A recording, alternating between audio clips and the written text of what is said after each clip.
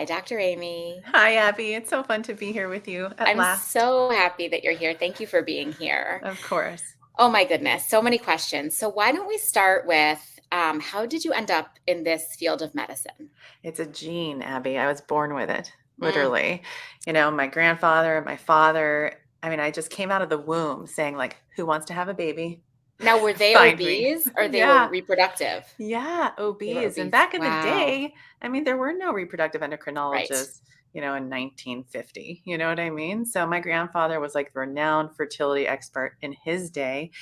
And crazy story, and it's true. One of my very first IVF patients, my grandfather delivered her mother, Stop. and no, he gave her Clomid to have her. Then she comes to this country, okay, and I help this woman have a baby. She doesn't tell her mom that she had fertility issues. Her mom never shares it with her that she had fertility issues. And when she had the baby, she finally told her mom, Mom, I had to go through IVF. And her mom goes, Oh, I had fertility issues too. And she goes, They were just talking like, who's your doctor? And she goes, Oh, Dr. Eyvazzadeh. She's like, Oh, that's funny. That's an old doctor. And she's like, Huh? And then we had this crazy connection. And I have so many connections now. And I have to remind myself, like, I feel like I'm 25 years old, every single day. And I have a patient. She's like 44, and I helped her have a baby. And I was in People Magazine, and her mom picked it up, and she goes, we'll just call her Jane Doe. She goes, Jane Doe, it's so funny. I just picked up this People Magazine. I see this doctor's name in there, and that's the doctor that delivered you.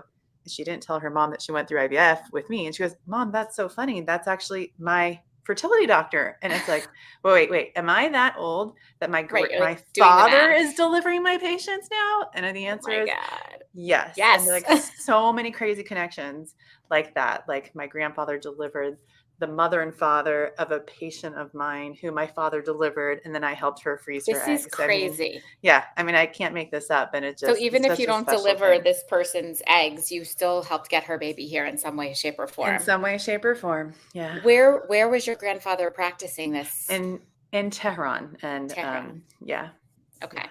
I know you are a wonderfully open book and a, Instagram genius, but you don't often talk about your personal life, which I think is so important as a fertility doctor, but also I think it's because I know you, I think it's beautiful that your family's from Tehran, and I'm glad that you're willing to share it.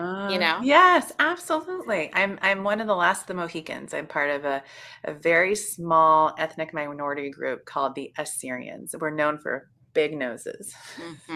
Girl, I used to have one too. I got it taken care of, I'm the okay? only one in my family that did not have it taken care of, but I Yeah. swear to God, anytime I'm in a room and there's a plastic surgeon in there, like They're like they chomping at come the to, bit. oh, they're like, oh my God, I could fix that. I'm like, you're like the 3,000th plastic surgeon that said that to me. I'm good. You're beautiful, and I know you Aw, know this. You obviously feel good about it, thank but also you. I would not look at yours and be like, "Let me get my hands on that." Not at all. Totally. My Yeah, sister, though, good thing she had hers done. yeah. And now, did she end up in this field as well? She ended up above the shoulders. So she's Okay. an anesthesiologist. So she was the Oh, black sheep of the family. So great job, though. she was so pressured. She actually applied to both OBGYN and anesthesia, and she decided to go into anesthesia. Wow. My Yeah. anesthesiologist at my birth literally saved my life, so I have the utmost respect for anesthesiologists. I feel like Uh-huh. they kind of get sidelined, but they're extremely important. So yay Yep. for your sister. Okay, Same. so was your father born in Tehran as well, He or was. He was. okay? He was born in Tehran. They were all international medical grads, and they came here in the 70s. They were recruited. So, believe it or not, back then there was a shortage of doctors in this country, and the red carpet was laid out for them, unlike what goes on now with international medical grads. Yeah.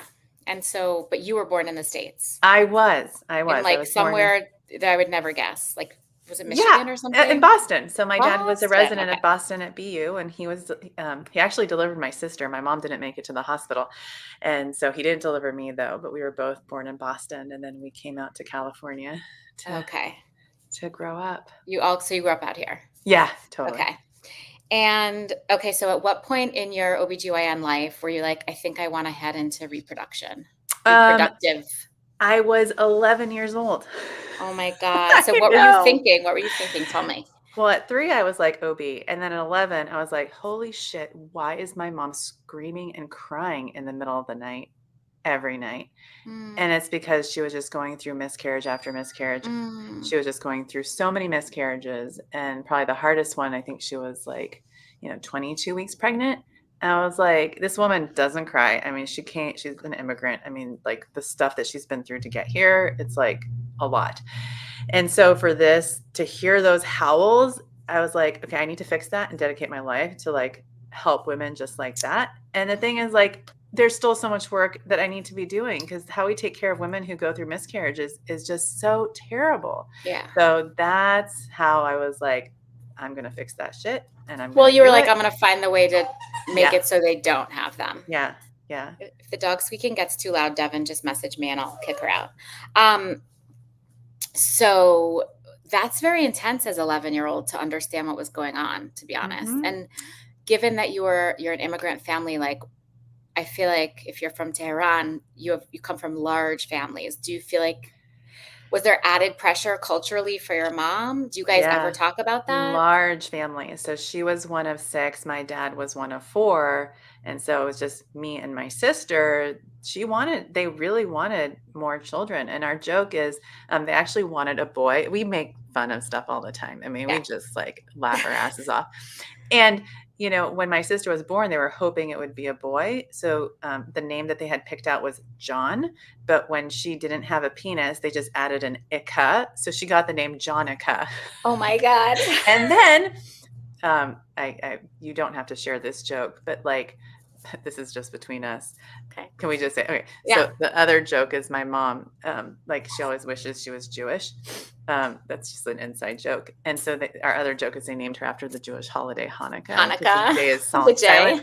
Yeah. Anyways, so as we grow up, it's like Hanukkah, but the J is silent. Oh my God. And then you got the J name is not Aimee. silent, I should say. I know.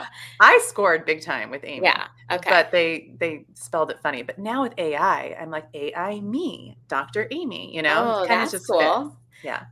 You're talking to somebody who spells their name ABBE. So believe me, I hear you. Like this has been a lifelong trauma. Yeah. Okay. So 11 years old, you're like, I'm going to go into reproductive endocrinology. And your heart knew, like you followed it the whole time. The whole time dedicated my life to research. Any, summer I would actually go to Harvard and work at the Recurrent Pregnancy Loss Center. They had a recurrent miscarriage center there. I probably spent 3 or 4 summers there. I got grants, helped with publications, and just, in medical school I knew, in residency I knew, and I was probably the most annoying medical student and most annoying resident because I just knew. And I think I had one professor, he actually apologized for saying this to me like years later. He's like, Aimee, can you just tone it down and come across like less obsessed with wanting to do reproductive endocrinology? I'm like, I cannot. I'm sorry. Like, I have to honor myself and be authentic to me. Yeah. Exactly. But it serves you so well now because this is who you are and it's so clear in your work. So let's talk a little bit about that. You said there's so much more you have to do. And my mind was going to explode in the little mind blow emoji because you literally don't sleep. I mean, you will email me with a client at like 6:30 in the morning, 11 p.m. Right. And, we've talked privately about not talking a lot about our children, but at the end of the day, the reality is you do have 4 of them. So how on earth do you do it? With a team, I'm so lucky and fortunate. Hey, ladies, if you're single out there, I highly recommend marrying an ER doctor because, like, literally, he's a godsend. Total I know that triage everything. Oh, if they're sick, he can help. Smart. And he just loves being a father, and he knows that he knows my mission, and he supports me. And it's never been one of those scenarios where like he calls me and says, "What's for dinner?" You know what I mean? So like he and I just are like we work great together. We're an amazing team, and he's so brilliant and creative. I joke that he's too expensive to divorce because all these acronyms he's created. Not that they're worth anything, Oh, but like all of yours? all of them. Tushy, he's very good at crosswords. So like Tushy Oh. Method, Balls Method, Eggwhisperer Diet, embryodiamonds.com. They're all him. So I basically just spill the meat. I just like give him all my ideas.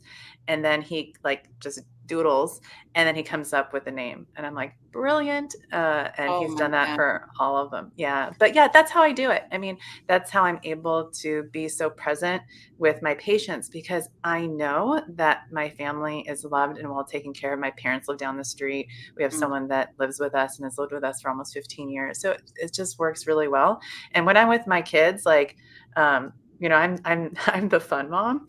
Like I'll Mhm. Of scoop up course. everyone and we'll go roller skating. I'll scoop up everyone and we'll go get our nails done or we'll go to the park. You know what I mean? So Mhm.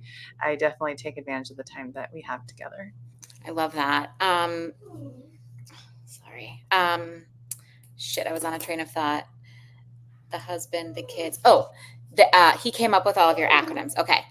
So, and we'll get more into the acronyms down the road, but when I met you, you were already the egg whisperer. You did not start out as the egg whisperer. When and how did that come to be? Did he have something to do with it?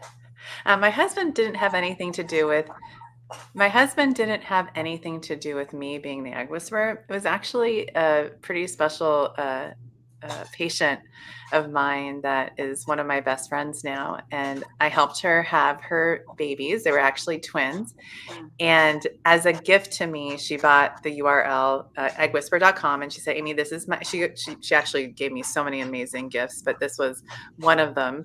And it just kind of spread from there. And the reason why it spread is she came to one of my first egg freezing parties and there was a lot of media there and she just whispered to them, that's my egg whisperer. And literally it was like the egg whisperer throwing egg freezing parties. And it just kind of took off. Stuff. So yeah.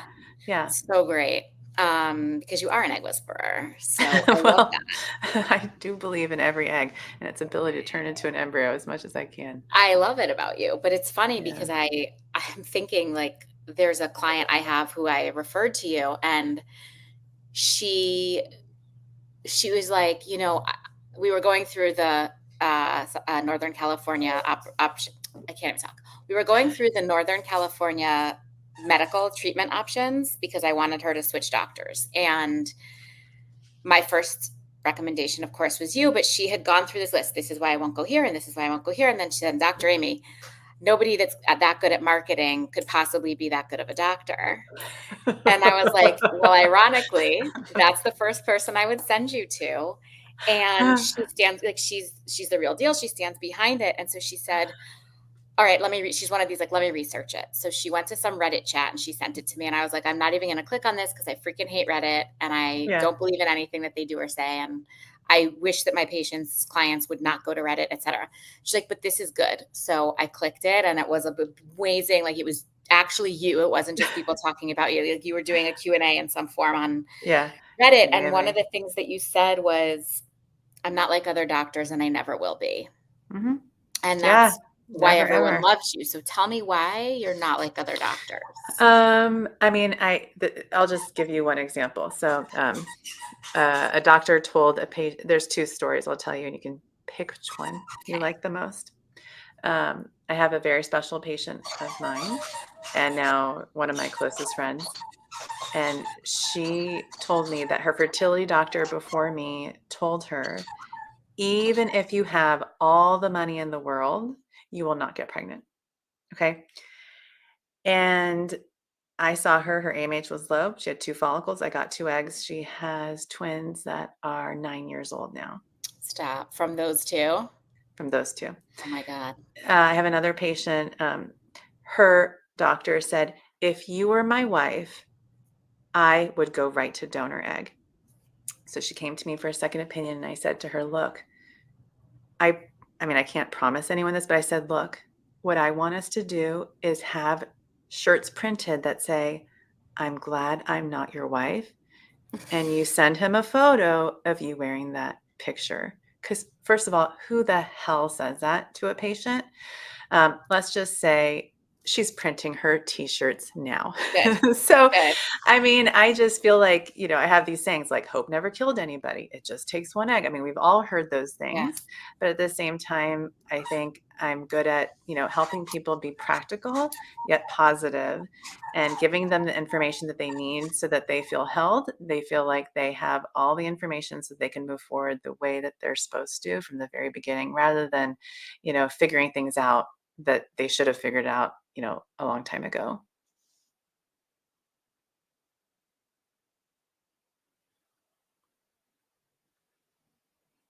Give me 1 minute to get her out of here. Hang on. Mandy, love, time to go. Time to go. I'm so sorry. Time to go, Mandy. Come here.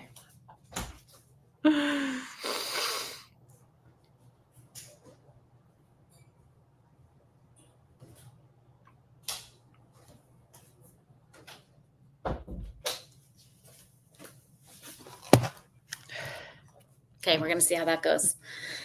Okay. Can you hear me? Am I good? Okay. Yes, I'm good. So let's talk about things like that that doctors do say. Why do they do that? It's funny. I had my first fertility doctor, who I truly loved, was a male, is a male, and he said to me when I asked him, if I were your wife, what would you do? And he said, I can never ever answer that question. And I was so angry at the time, but I actually really appreciate it now.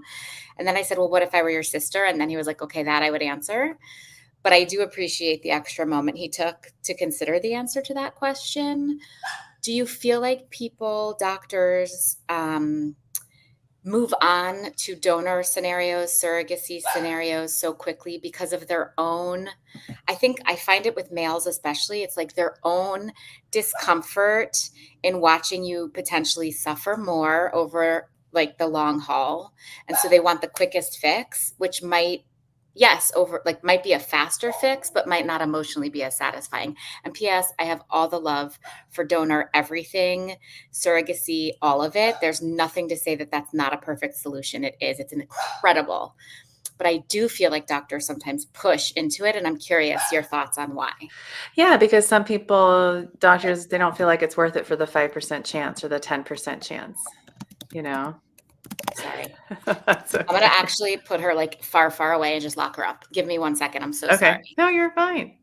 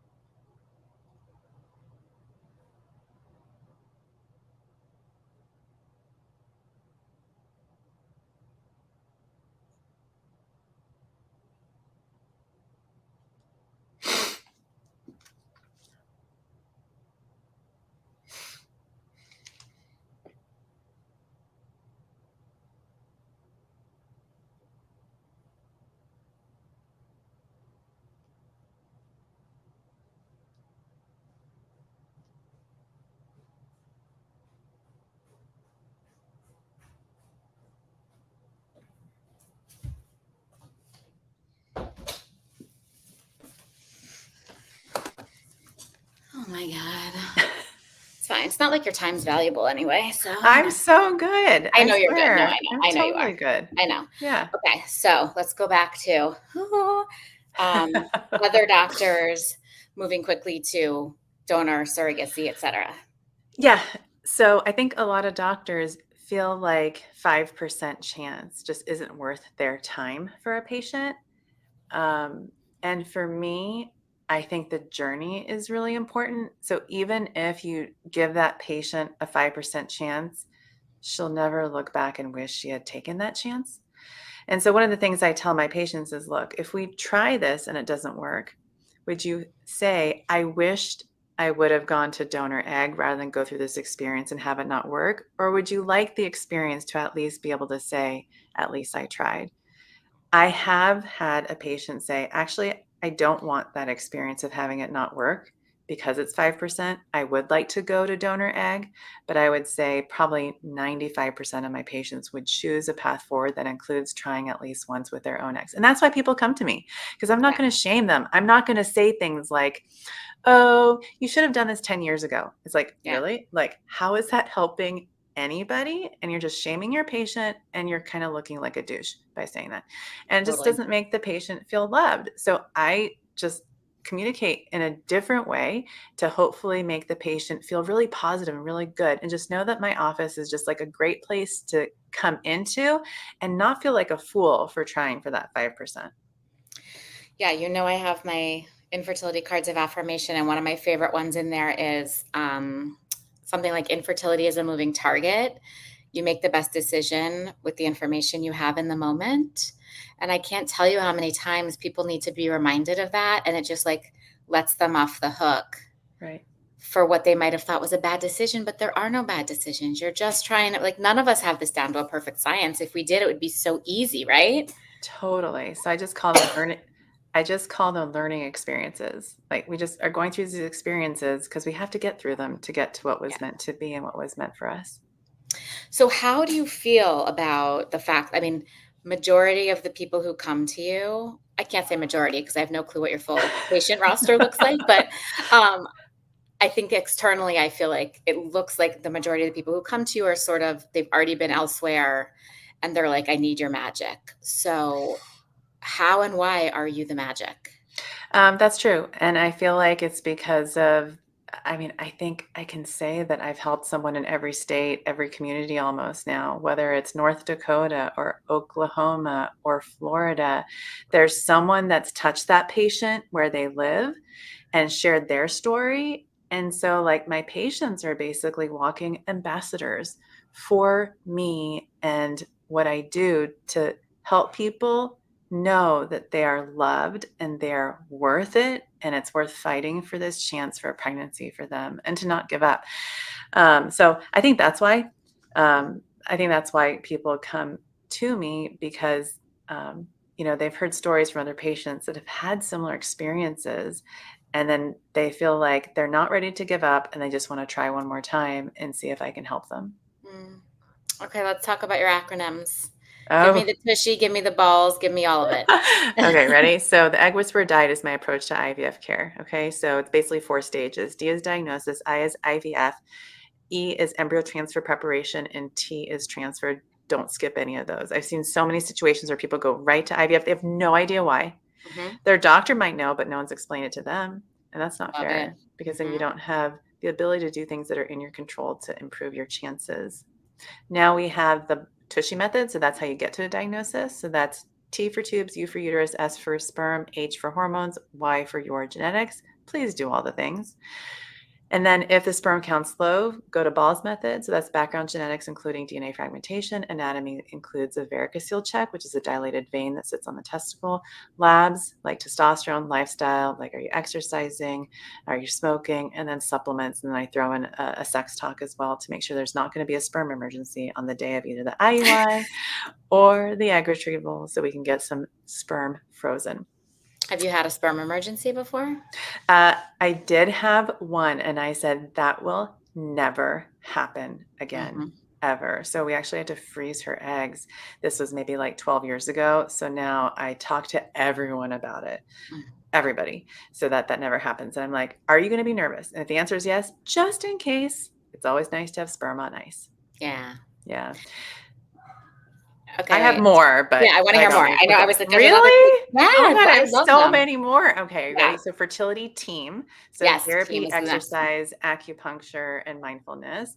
And then I have egg whisper diamonds. Here we go. So day your embryo was frozen or transferred, the implantation rate per embryo. If the embryo is abnormal, if the embryo is mosaic, if the embryo is normal, DAM. I think I messed up there, but you know Last what I'm D. saying. Well, O is official reports.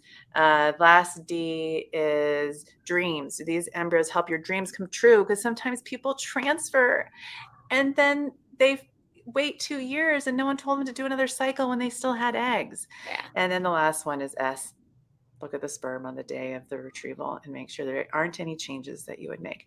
Then I have angel method. So that's for people who have miscarriages. So I Mm. like to talk to patients about are there any labs that we should do to prevent a miscarriage before we start your transfer process? So Angel is autoimmune issues, anatomy, antiphospholipid antibody syndrome, nutrition, genetics, endocrine issues like thyroid disorder, diabetes, and then lifestyle. So those are the 5 things that we talk through for the Angel workup or Angel method.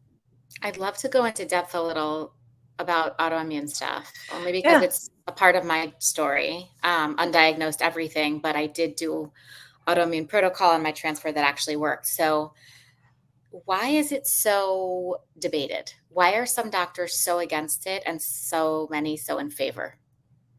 I mean, I think it's because it's so poorly understood. Wait, you know what? I should back up to will you describe what autoimmune protocol is for anybody that might not know or why we do it? Yeah, there are a number of different protocols when people refer to an autoimmune protocol. Sometimes that refers to steroids. Sometimes it refers to doing treatments that involve infusions like intralipids or IVIG. Sometimes it refers to a subcutaneous shot called Neupogen.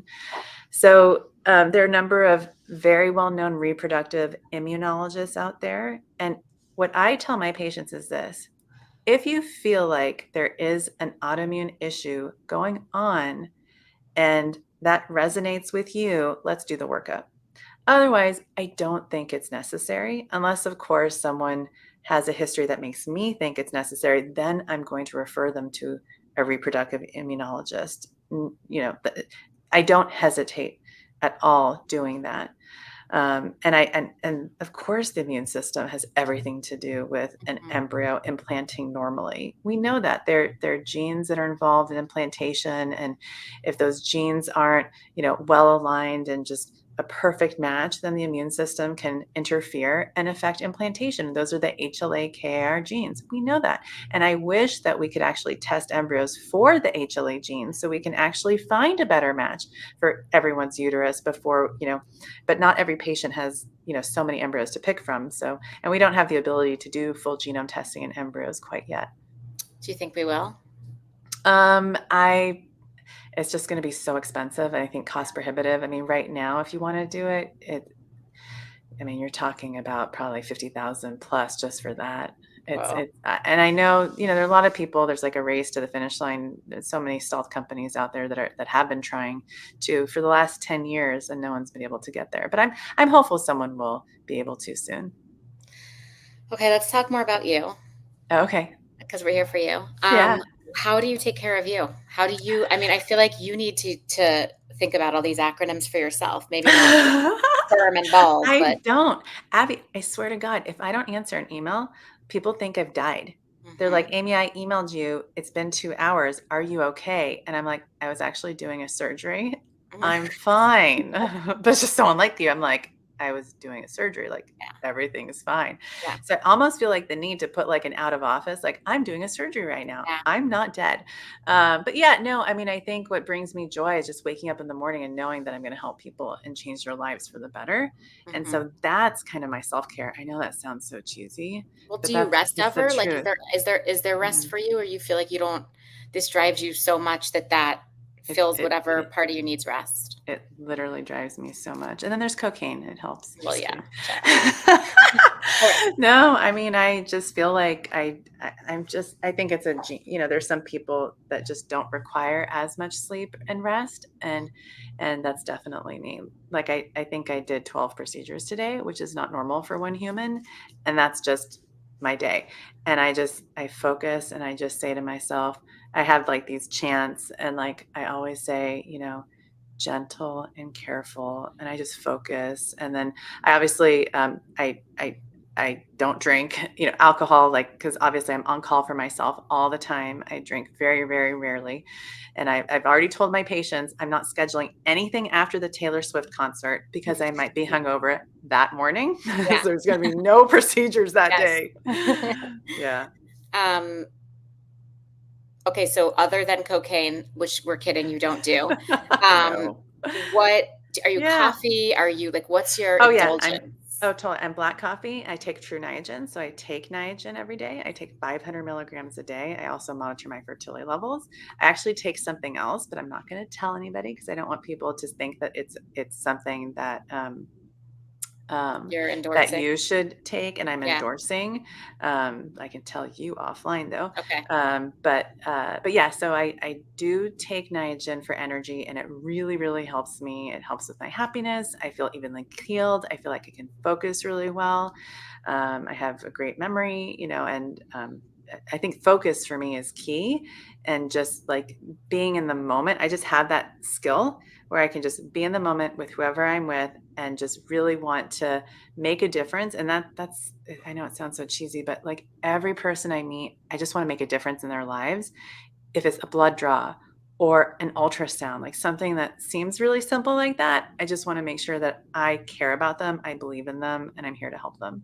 And you do. I mean, your patients love you as they should. Okay, so on that note, just sort of as we wrap up here, is there any maybe advice your dad or grandfather gave you, or advice anybody has given you, or some saying that you think about throughout the day? You said you use mantras. Is there anything what sticks with you? Let me turn things. My dad and my grandfather. Oh, yeah, this is good. My grandfather would always tell me, Aimee, you are not made for this world.